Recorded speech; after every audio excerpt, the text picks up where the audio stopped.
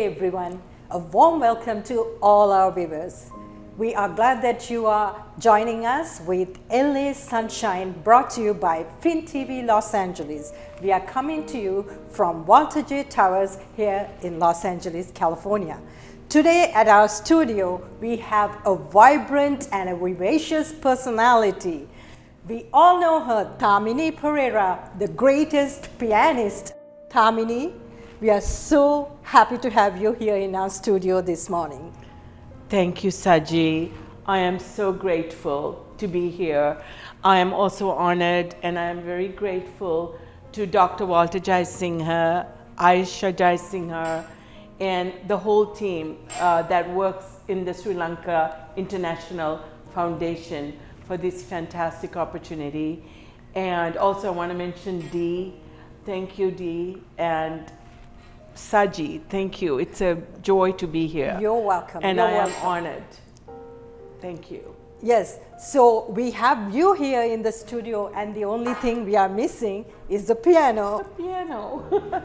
Yes, but don't worry, you're still going to be able to see her performing for you, because Thaminie here has been performing at all Sri Lankan events and functions, and everyone in the community loves listening to you. Thank you. So I think we are totally privileged to have you, Thaminie, because your music soothes our nerves, and you know, you always relaxes us. Yes. We love watching you play. We love listening to you. Thank you. So I'm sure our viewers will be too. Thank you. Thank you very much, Saji. Yes. So Thaminie, I know that you come from a corporate background. Yes. Coming from that background, I'm going to go back to your childhood to see how and when you discovered your talent and how this whole thing came about. Started, right? Very well. I'll be glad to talk about this. So I was born in Sri Lanka, and I was actually born in Moratuwa. Oh, wow. And that's where most of the musicians are born. Musicians, right? Or so they say. Yes, there's a lot of musicians. So I was around music a lot because my father, Gracian Veerasinghe, he was an artist and he loved music, and so did my mom, Iona Veerasinghe. They always had music in the background, always. All different kinds of music, from classical to contemporary to Liberace to, you name it, Frank Sinatra, to Hindi music, to Baila, Clarence, all different kinds of music. All the genres. All the genres. I was always exposed to this. And also my father is a painter, he's an artist. Right. So I used to be dragged to all the art shows, and I was always around artists, always, and the entertainment. Now, adding on to that, my uncle, Mr. Rustin Fernando, he was the member of parliament in Moratuwa at the time. So he also owned some islands. We had Ruskin Island, San Michel. My dad was in charge of all those showrooms, multiple showrooms. He also owned Valona. So I used to go to these dances at these places and the clubs. So there were, even though I was a little girl, I used to always go. So I was constantly surrounded by that. But to come to the piano part, I had a toy piano. It was a red toy piano, about 1 octave. Right. I was given that when I was 2 years old. My dad just came and gave it to me. Well, I used to play around it, jump on it, but one fine day, he heard a perfect melody, and he remembers that. I was like 3.5, almost 4 years old. I played Can't You See I Love You by Elvis Presley, because I've been hearing these songs.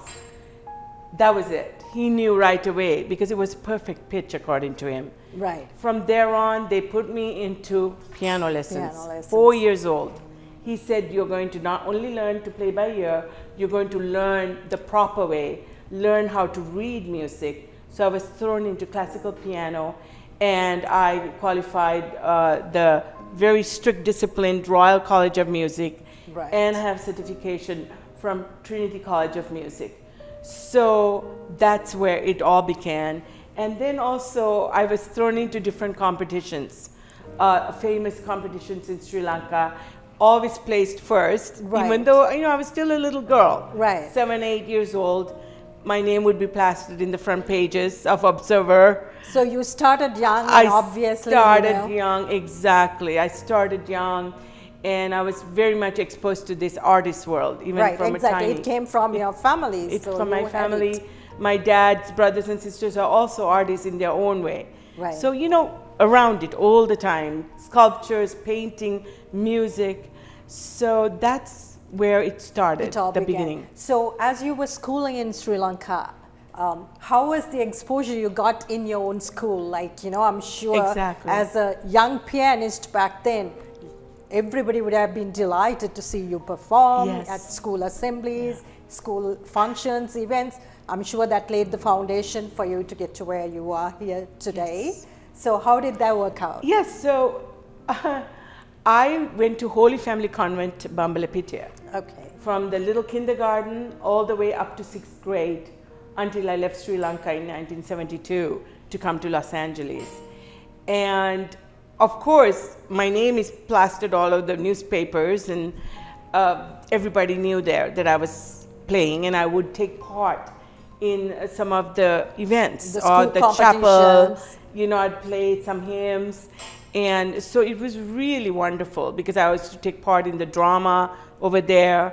So the Holy Family Convent Bambalapitiya, they gave me a fantastic background. Right. So do you recall from your childhood days, like how the exposure kind of played with you, as a young kid, with all the attraction that you were gaining Yeah. from all the Yeah. friends and school Yeah, people yeah. and the outside world? How was it for you? It just was wonderful to always be recognized, because anywhere I went, the piano is there and I would play. And the attention, I Right. I love to make people happy. Even now, as a musician, isn't that what we want to do? Is we want to share our gift to make the world a better place, to make others happy. And that has always been my purpose. Right. Even when as a little child, because I used to go, my dad used to also take me to this home for the aged. I still remember this one right next to St. Joseph's College, where I would go there and volunteer. perform for them. Volunteer Right. and play in many of these places, even in Moratua, Right. where the older people were there, the sick Right. at the hospital. So even then, I used that gift to give how to give it. And Tati, my dad, I call him Tati, Right. he would take me to these places. Right. And speaking of that, actually, I would just like to find out from you. You were like a rare gem, obviously, Oh. with this amazing talent of being Thank able you. to make people happy, Yes. right? And as a young kid, you got to visit these homes for the aged, Yes. where you got to see people, older people that had Yes. no one And they that they could wait for talk me. to, right? Because they love the music, And it's you healing. got to entertain them. Yes. So how was that feeling for you as a young kid? Yeah, I could tear up because I really felt loved. I really felt unconditional love. And to know that somebody who's very unhappy, all of a sudden waiting for me to come, and then they smile and they get up and dance. And these are people that they would tell us, the nurses, they won't talk to anybody. Right. They would just sit there and they'll be depressed. But then when I come and I start playing music, even if they were suffering from Alzheimer's or any dementia, music does magic. Right, it certainly It does. Music is a heals them. universal language. It's healing. And then for me to witness that, it was the Especially at greatest that thing. young age, because you were Exact- still a young girl, I was 10 right? years old, Right. 11 years old, Yeah. 8 years old, 7 years I would go and play. Right. And it just meant the world to see that there was a healing, and I was healing. Right. It was a win-win situation. Right. Watching them feeling happy, I myself was feeling healed. Totally. It's amazing. Yes, it's It's amazing. amazing. I mean, to be able to give back to your Yes. community, to be able to take care of Absolutely. someone, right? To put a Absolutely. smile on someone's Smile. face. It just, That was the thing. They would right. wait for me on Saturday.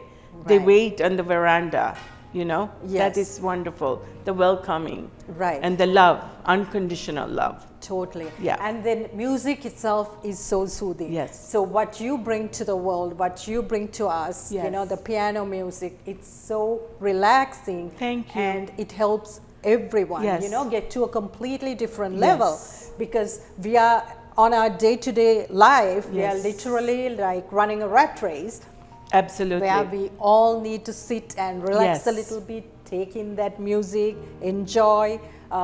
So how was it for you when you left Sri Lanka, when you migrated to the United States, still as a young kid? How was that change for you? So, can you just imagine this?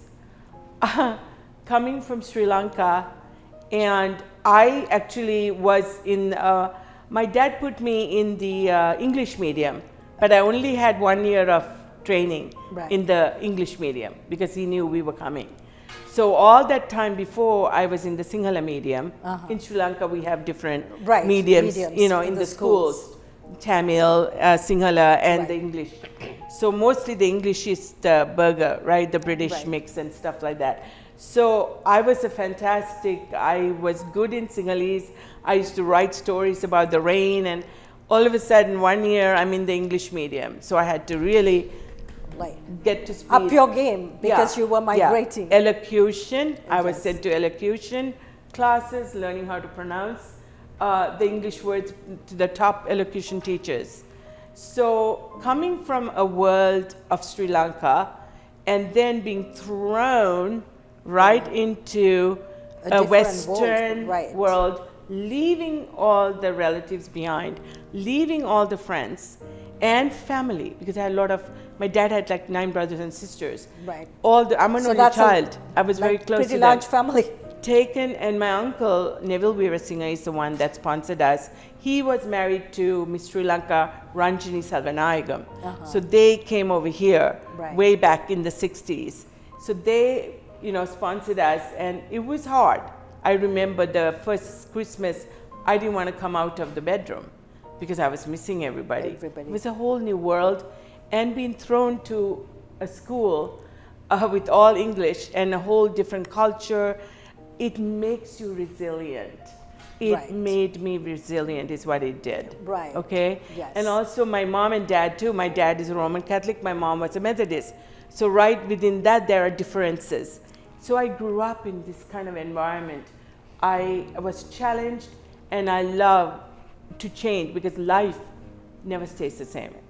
So that is the beauty. And then when I came here, I went to a Lutheran school. Right. Right. I have Methodist background, Roman Catholic, now Lutheran. Lutherans. 1 year Lutheran. And then there was a school called Marlborough School, which was my dad's like dream for me to go there. It was an exclusive all-girls school in Hancock Park. And we were like, how is she going to get in there? I studied really hard. And sure enough, I passed the exam. And when they realized that I also can play the piano, because Dad would tell the headmaster, look at this, you can use it for all your, sure enough, that I think the music, the piano, is what got me into that school. Right. Because that's all luminaries, you know, all these actors, senators' kids, and there's this little brown girl coming in there, you know, and it was wonderful, and I played for all their productions, my music, you know, and for chapel. Right. And of course, you know, from there, I had a scholarship because it's a very expensive school. So I Right. had to keep a certain GPA. Right. You know, so I was in the honor roll. That's all I did study. And then applied to University of Southern California, and I got into USC from there. So Which is a remarkable journey, all Yeah. owing to Yeah. your gift of music, yeah, right? yeah, So it's amazing. paved way for you to get to where you are today. Exactly. So coming from that corporate world, after you excelled in your studies, after you finished your degree and everything, I know Yes. you were in the corporate world for some time. Oh yes. So Yes. how was the transition from stepping away from that zone, coming back to your comfort zone of music? Aha, great question. So the corporate world, let me explain something. I worked in a lot of different companies, okay, in my working career. Because I figured that I couldn't only depend on my piano playing. to put food on the table. And I wanted to have a backup plan. Right. Backup plan was study hard. Yes. And get a degree, and that's why my parents came here, Right. because they sacrificed everything. Everything for your, in Sri Lanka, right, we for did your really benefits. well, and all that, you can't even bring a certain amount of money out here, So I knew that I had to do my best, and so the corporate world was not just corporate. I worked in tiny companies, startups, medium, and big giants like Northrop Corporation. Right. Okay, I worked in the Century City. The same thing. It was getting experience. My degree was in finance from university. I wanted finance because you could go into accounting or marketing with Right. a finance degree. There's a lot of scope with there's that, a right? big scope there, Right. on marketing. So I picked that, even though that was not my biggest strength. While I was there, I realized I was better at marketing and sales. So that's actually, I wanted to be a doctor, but I wasn't doing well in biology and chemistry, okay? Right. I was failing. I have a lot of respect for all the doctors. Speaking And of my that. advisor said, you need to change your major because you're not doing well. You're not going to get into medical school with Right. C's. So immediately I was doing very well in the business. So I ended up at the USC Business School. And and it really helped. And some of these companies paid for my education. It's very expensive, but you have to have like an AA to get the full, Right. which I did. And then they also backed me up for I ended up going to the MBA, doing that as a young mother with a little baby, my son Right. Dylan, and my husband. They all supported me in this journey. Right. So that's kind of, it's amazing, really. Right. So was it after your son that you decided you were going to go on your own and focus on your piano career? No, because my son was born in 1987.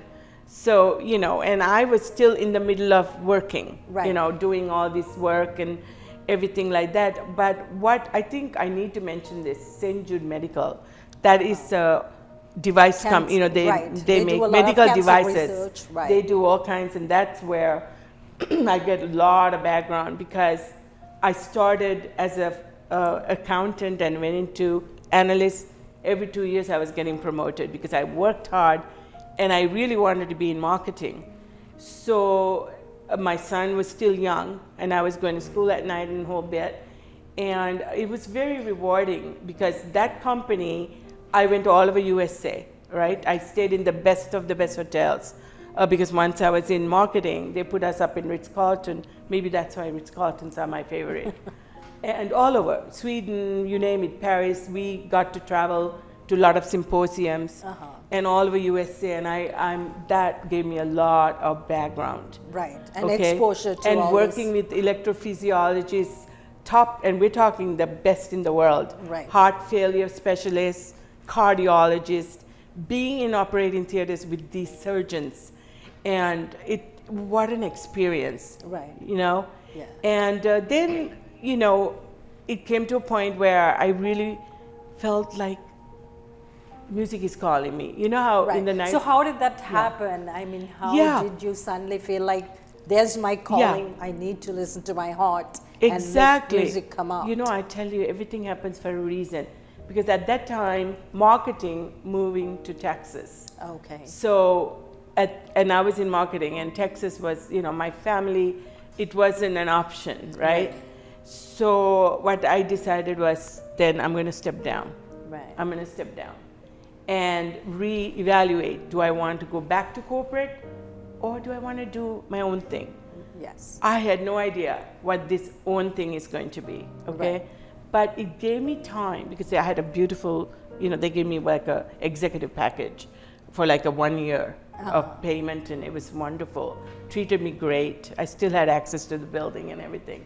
The executives, loved me. I got along with everyone. So then I used to do some walks, and now I'm thinking, what am I going to do with my life? Right. Not just performing. We need to put food on the table. Exactly. Okay, then I realized, well, why don't I try and see if I can teach somebody? Right. But then, do I have patience to teach somebody? Right. That was the important part. So I tested it on friends. Okay. And I loved it. Yeah. Then I tested it on the friends' children. I loved it even more. Right. And so exactly. the Academy of Piano and Artistry Piano was born artistry just got like that. born just like that. Didn't have to do a whole lot of marketing up to today. I don't. Right. I highly doubt you have to. It's word by mouth. It's word of mouth. Totally. Everybody is so happy. Yes. And I opened it, and I started at 3 years old, and some of the older students are like 80. It goes to 75, all different ages. Right. And I also want to mention that some of my friends, Sri Lankan, they own schools. They opened their schools for me to come in. They put a room, especially with the piano, just for me. I mean, so much support. I couldn't do this alone. It took my husband, Virantha, my son's support, my friends. So, and so today I am the owner of a fantastic business, and it's growing. And more than anything, I want to say, Saji, I started with some of these kids who are 3-year-old, because it's been a while since 2010. Do you know some of them are in medical school? They come back to me to visit me. And I have concerts once a year at my house for everyone to play. To show them. To show the parents how the children are doing. And we have like a guest artist. And sometimes these children, they come back as guest artists and they play. I mean, they play better than me. I want that. I want that. Well, I think that's the passion, right? When you are so passionate about your work, and that's where the joy comes from. What's important is having that strict British background with the Royal College and doing scales, but yet being able to play by ear any song. I had a very interesting niche. Right. I could really understand a student because I did both, right? I can do both. So I customized my business so I get the best of both worlds. I was like, how can I get them to practice a song that has scales? Instead of just playing boring scales back and forth, I'll give them songs that also had the scales and arpeggios. So you get two things in one. Exactly. Right? And I think in this fast-paced environment, that's what brings all these students to your academy, right? Exactly. You stand out from the rest of the crowd only because you have customized your teachings. I customized it with my experience. Right, because these kids nowadays, they have like a full, schedule ahead of their time, so it's hard for them to find the time. Right. Very demanding. Everybody's having their demanding schedules. And understanding that their education is extremely important. But let me tell you, it's all about relationships. Correct. Because these kids, they want to come, they want to come back. They only want me. I had a student coming all the way from Santa Barbara because they would refuse to go to another teacher. And the parents would drive them. That kind of attachment. Right. And I love them. They're like my own family. So the customizing is very important. The metronome, I remember playing to that. But I tell them, no. When you're going to perform, you're not going to have that thing going tick-tock, tick-tock. So I have trained them to learn to count inside. So a lot of things, I kind of went from the very classical way, but I put like a modern approach and to the best of both worlds. Best of both. To meet the necessity of your students and their demands. So speaking of all that, Thaminie, I know that,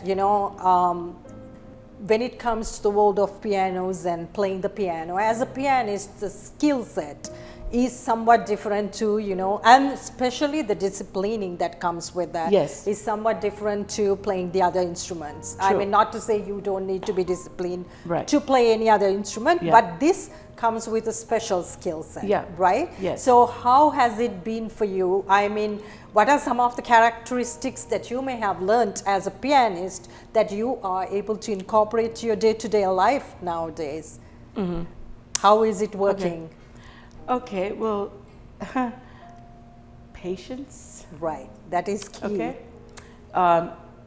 There is, sometimes when I used to go to company interviews, you know how the famous question, what are your weaknesses, what are your strengths? Right. Well, when you're an artist, when you're especially pianist, and if you play instruments, with the piano, you become almost perfectionist. Right. Everything. I mean, you hit a wrong, you could play very nicely, you hit a wrong note. One key, and that's it, right? Gone.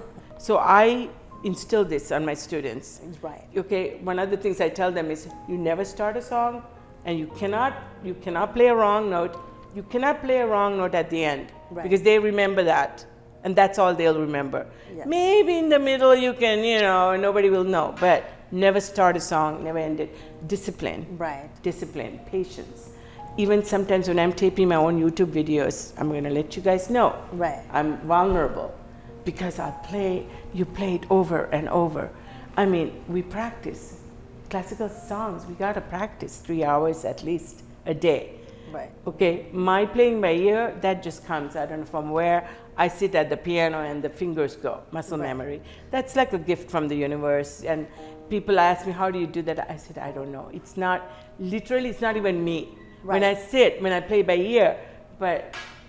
Because I feel like there's a lot of emotional characteristics as well as, a lot of physical activation that goes hand in hand as a pianist, right? I'm so glad you brought that up. Do you know that it's a big workout to play the piano? You can burn I bet. 1,000 calories, apparently, 1,000 calories, Right. depending, because it's so much that goes into it. Right. And one of the things I tell my students is learn to play with feelings. You got to be able to take what's in here and let the audience know. And the way you do that is how you caress the keys with the dynamics. What do I mean by dynamics? Playing it softer, playing it louder, playing it faster, playing it slower. This is how you captivate the audience. Don't go there and be mechanical and just play. You're not going to get the audience. You got to The emotional attachment, right? Make it your own. Right. Any top classical song, for instance, I teach very high-end, Chopin and all that. And what I advise my advanced students is learn the notes first. Once you have the notes, make it your own, right? Right. You don't have to follow by watching YouTube and seeing how Arthur Rubinstein plays. You don't have to copy him. Right. Make it your own. How are you going to make it your own? By doing your own dynamics, by feeling it, the pedal, how you pedal. Make it your song. Right. But make sure you play it, because this is not playing by ear. You gotta play the classical notes. But that works because then they're already playing with feelings. Right. The mechanisms It's have to be there. very important. Right. Very important to get the audience attracted, and that's what we do. Exactly. Okay. Now, speaking of that, there's not a single soul that wouldn't love the music that we hear, especially when you get called to play at some function also. The audience is definitely going to love you. They are going to embrace you. They are all over the place, right? You're right. They want you to continue to play. But just because we are like in the mood for this, now I would like to know, has there been any situation where, there have been people that doesn't like the music, or, has there been a situation ever in your life that you have experienced with the audience not listening? Let me tell you. I make sure they all listen to me. You bet. Okay. With your characteristics, I believe that. Oh, honey. Yeah. If I'm going to play and I'm doing this, you're going to listen to me. And I'll make sure, because I feel energy. I think artists feel frequencies, energies. Right. Now, for some reason, I'm playing and I'm sensing the audience, it's kind of getting boring. I can feel it. Right. I change it. I get more animated. And one of the reasons I asked you that question is because I know it's very important to be able to cater to your audience as well, right? It's not about us and what we know all the time. You have to connect with the people that you're catering to. I don't know how you see this and what your advice or your take would be on this one, but nowadays with the younger generation, sometimes you have that feeling, okay, I know it all, but you as a professional in this industry and someone that has been catering to the people for, several decades, you know how to be able to cope with the audiences and to switch when it's needed. So how do you see the adaptability in the younger generations nowadays? Sometimes if they go with the mindset, this is what I'm going to play, and that's all they play. Can they win that way? Right. Okay, that's a very good question. There is a vulnerability being an artist. There's a huge vulnerability. A lot of times I remember, I started my YouTube channel only when the COVID hit because there was no place to go. I'm in the house. And there's always this thing about, will they accept me? Am I good enough? You know, you have all these doubts in your head. Right. So you have to be vulnerable. There is that. And to throw yourself out there like the way we do, it's not easy. Now, I'm not telling, I love constructive criticism, okay? Once I'm done playing, I will ask sometimes the audience, what are the songs you like? I do a lot of research before I Walking go into a place. I want to know who's the audience. Right. Because it's catering to their taste. Right. What are the songs that I'm going to pick? Do they know them? Because I tend to favor familiar music. Right. I really do. Because people, if they know it, they can hum it, they can sing it. Even my YouTube, you'll notice they're almost all very popular, famous songs that everyone knows. Okay, and I'm not saying, it's good to do something new. I like that, but for me, I tend to also teach famous songs by Chopin, famous songs by Beethoven, famous inventions by Bach, famous songs by Mozart, because you also get the audience more connected. Right. Some of these songs, believe it or not, are loved by the little ones. Yes. All the way to the older people, even the classical music. Moonlight Sonata. They are timeless, ageless pieces, Moonlight Sonata. Yes. You know, everybody knows it. So I will tell the students, okay, everybody knows this in all of the world.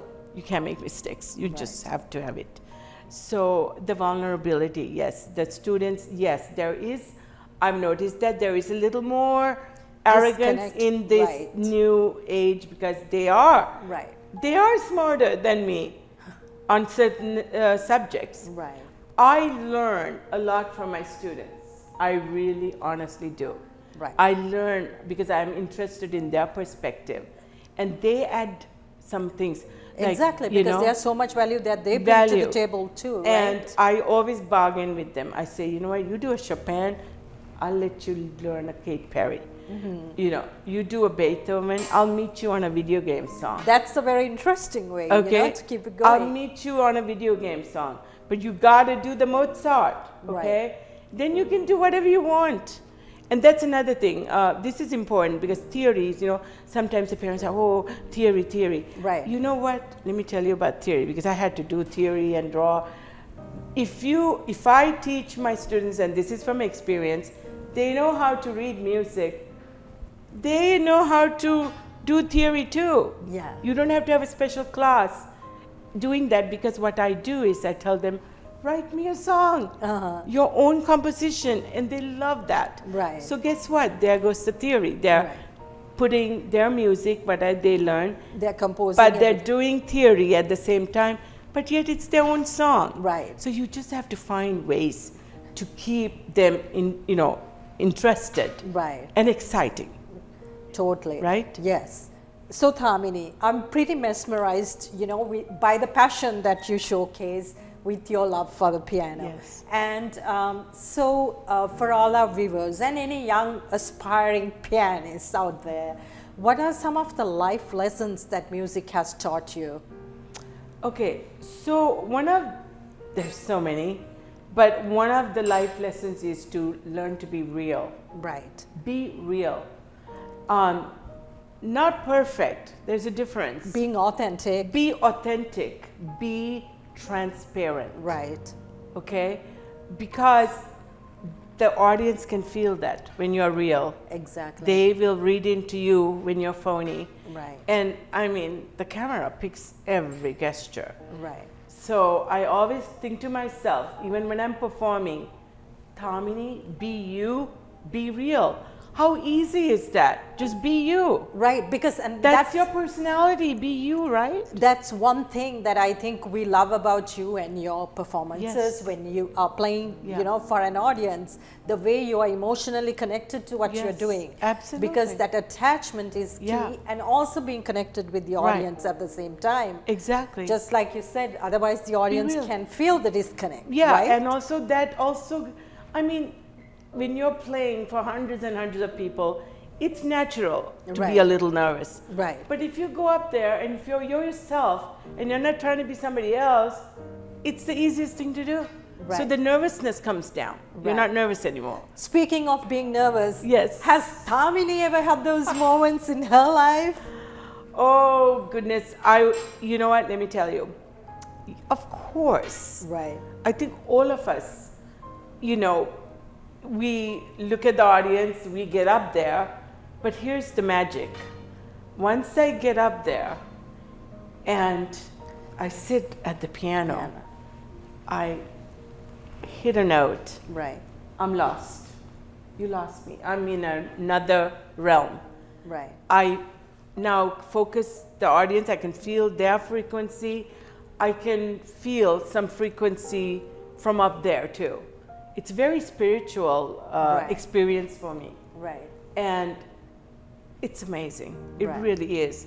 So that nervousness, the fear, like it all goes away.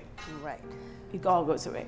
So at your house, what is the one thing that you love the most? Is it the piano? The piano. Not the husband, The not the son, but piano. the piano. The piano. I'm sure your husband and your son I- have come to terms Listen, with that, I right? love my husband Mirantha. I couldn't do any of this without him so much. And my son, I mean, my love, the love Right. of my life. And we have to speak of them because we Oh. see the support that they give you So every day much in and out. support. in And the then my community. grandson, you know, I have an 11-year-old grandson, and he loves piano. I mean, Right. it's just, they're my life. Right. Yes, they're very important. Yes. But I personify the piano, okay? To me, the piano has life. To me, all this that's just staying here, they all have life. Right. To me, the tree has life. Right. To me, the walls have life because they're all, I feel connected to the wall, to the light, to everything, not just the humans, even objects. They deserve the respect. There right? is a connection. Right. So for me, the piano is a living thing. Right. It really is. Yeah. Because that's why when I play, I make love to the piano. I You know, agree I with you on stroke that. the keys. It's just, it's alive. It's and a I'm bringing completely it to life. different language that you use to Use talk to and talk. communicate with your piano. Exactly. When I'm sad, I play. When I'm happy, I play. It's when I'm lonely, You that play. is my best friend. Right. Okay? It really is. And you play to make the whole world happy. You I play and to I'm make okay. us happy. You I know? play when I'm sad. I play sometimes middle of the night. I play. It's my best friend, the best, Right. and it never hurts me. Right. It never hurts me. It's always there for you. And just like how you were talking earlier about unconditional love, Unconditional. this is where you find your Yes. unconditional love. Absolutely. Right. Absolutely. Because, you know, let's be honest, even with family members, sometimes they irritate you, or, you know, but Right. the piano doesn't do It that. doesn't. It's Doesn't always do there that. for you. There. It's always there for Doesn't, you. you know, yeah. Yeah. Yeah. So I think we've spoken a lot, and Yes. we've seen the passion in your eyes Thank as you. you speak about your piano, how much of love Yes. and how much you adore your piano. And Yes. like you said, you have to respect the music as well as the instrument that lets you play, Yes. right? So it was totally a wonderful experience today for us to have you here Oh. Thank at our you. studio, Thaminie. Thank we you. thank you so much for being a part of this and for sharing your knowledge and, you know, Absolutely. letting all our young musicians Yes. or anyone, because music, once again, Yes. doesn't have an age. Yes. If you like to become a pianist, even now, Yes. what's one thing you can tell anyone that would love to learn the piano? Let me tell you something. If you don't try, you're not going to know. Right. Some of my best pianists are once some of time kind of came like doubtful. Right. Oh, but I'm not naturally gifted and all these things. you should see how they're playing. And they thanked me because I made that, showed them, you don't have to be like so talented. Anyone can play the piano. Yes. You do have to work. I have to work when I have to play classical music. Yes. But you can do it, and you should, because it's one of the best things that happened to me, is learning an instrument, learning another chord, learning a different language. Right. It's symbolisms, you know, and you learn that, and that resonates throughout your life with Right. everything else you do. That's how I feel. And I just wanted to just thank you, and once again, Dr. Walter Jaisinger, I want to call you Uncle Walter because you've known me since I'm 3 years old.